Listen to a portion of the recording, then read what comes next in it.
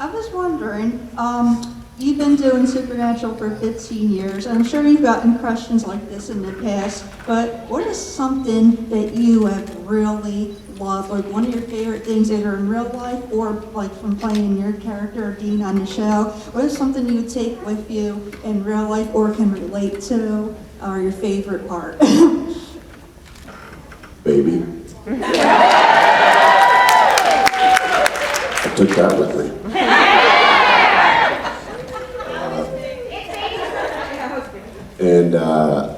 I mean, look, that character is Dean's a part of me, you know. Like, as much as actors like to be like, oh, that was, you know, something that I was an existential thing. No. Dean was a hyped up version of a part of me. So, you know, people are like, oh, I can't believe Dean died. I'm like, no, Dean didn't die. I mean, he's right here. I got him. He's a part of me. I mean, you don't play somebody for 15 years and not have that. It's not even a relationship. It's you know, it's a version of me. So hopefully I get to play other versions of me too, because as everyone knows, humans are complex people, and we have a lot of.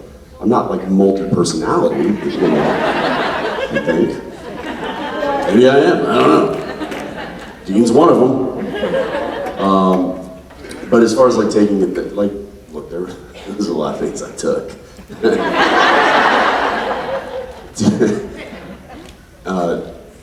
When I directed Walker, they wanted to put in all these like Supernatural Easter eggs, right?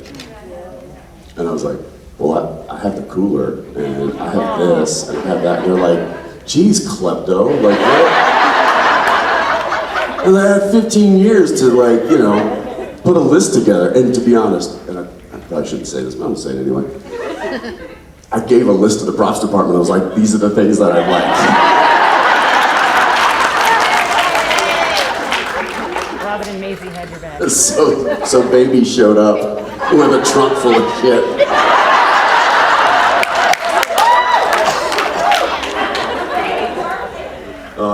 It's Baby's birthday today. Yeah. How old would that make Baby? 55. 55! It's 65, I know, but I just had to say that. Based on your answer to... Hang on, wait for a mic. Jeez, kid. You know better. You know that. Based on your response when you saw the baby go by, would you like some Pedialyte? Sounds like you need a little recovery. Look, you don't get on stage and, you know, sing your heart out without having some courage. And that courage doesn't come naturally, it comes in liquid form. And I'm a strong believer in it. Thanks. You have a question? No. No? You don't have a question? You're just like, hey kid, you need some Pedialyte? I got you. Thanks, Krista. All right, let's go over here. Yes. Yeah, you.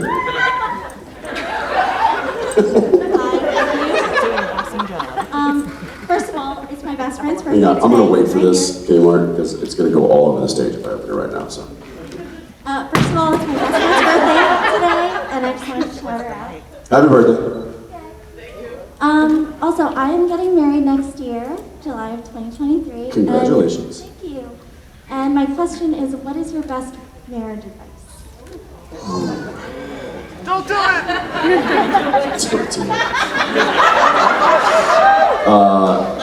That's the obvious one. No, I'll give you a piece of advice that I was given that I think made a lot of difference. On the day, don't forget to stop and look around and take in all the people that are there celebrating you.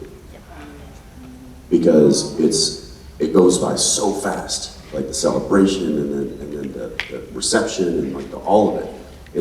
And you've got wedding planners and they're like, you gotta come here and you gotta take this picture and we're gonna go over here and we're gonna go over here and then we're gonna meet these people and it's stop with your bride, groom, I don't know, and just take a moment and observe the scenery. And that was I did that, and that's the only moment that I remember the most, is when I stopped and I was like, look at all these people here that love us and they're here to celebrate us. Except for that table, they're just here for the free bar.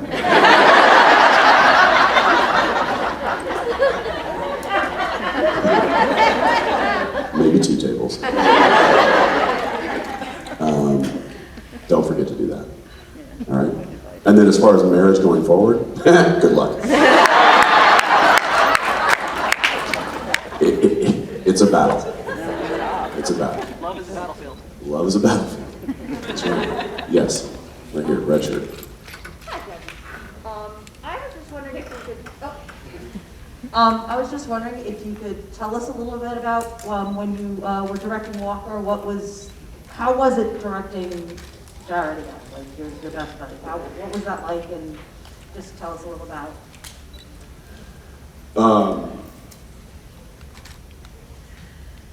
I mean, Jared and I are going to have a shorthand for the rest of our lives, period. You don't spend that much time with somebody and work with somebody that long, and not have a deep-rooted communication level. So me giving him notes kind of turned people. The people were like, what? Like I would give him like director acting notes by quoting a movie to him, like that kind of stuff. And he'd be like, yeah, got it. I'd be like, Jared, hey, on this next take, shake and bake. Meanwhile, people were like, what? What's that? Or I would just be like, Jared. Be like, got it, okay. Does anybody know what that means? No. Speed it up. That's it. With everybody else, I'm like, okay, listen, when so-and-so says this, I just need to like, let's ramp that up a bit. Let's like get through that whole conversation much quicker. Let's get the pace going. I'll explain it. Jared, literally, hey! And he gets it. He's like, got it. So with him, it's so easy. It's just easy. It's like, I'm gonna make a sports reference because that's what I do. It's like somebody who's played ball with another person for so long. Like they know where they're gonna be. They know what they're gonna do. They know that they know what they're going to do. So everything is it's in harmony. And Jared and I are gonna be in harmony for the rest of our lives. That's just how it is.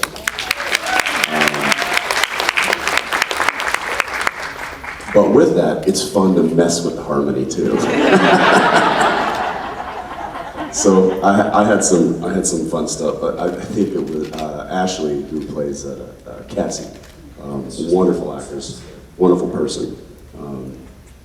I came on set the first time, and she was like, oh man, I've got to, like, we got to talk. You got to tell me how to navigate this guy.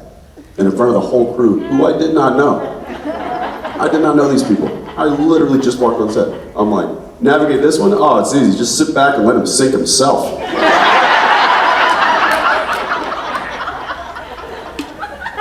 Everyone was like, oh. I'm like, right? Oh.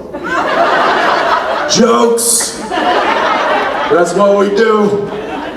Well, it's gonna be a long 7 days. But it wasn't. They got it very quickly. The crew's amazing, and the cast is awesome, and it was fun to flex that with Jared in front of a new crowd. And the best thing was that all of our really, really stale old jokes had a new audience.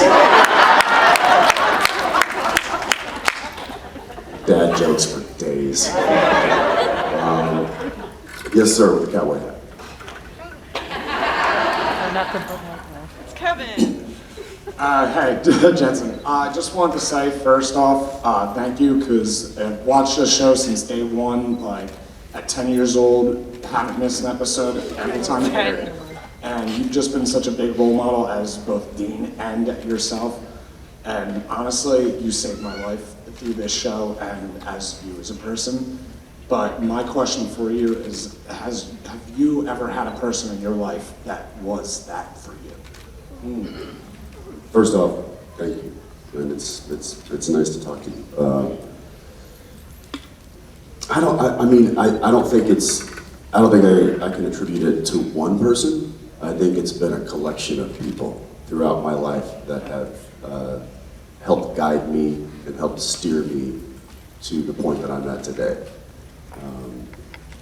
I think being available to listen to that was probably the most important thing.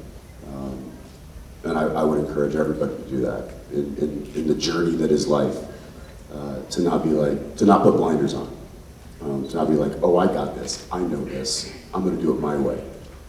Fine, but be available to listen to people. I know I never had acting training. I never went to school. I didn't study this craft that I'm doing.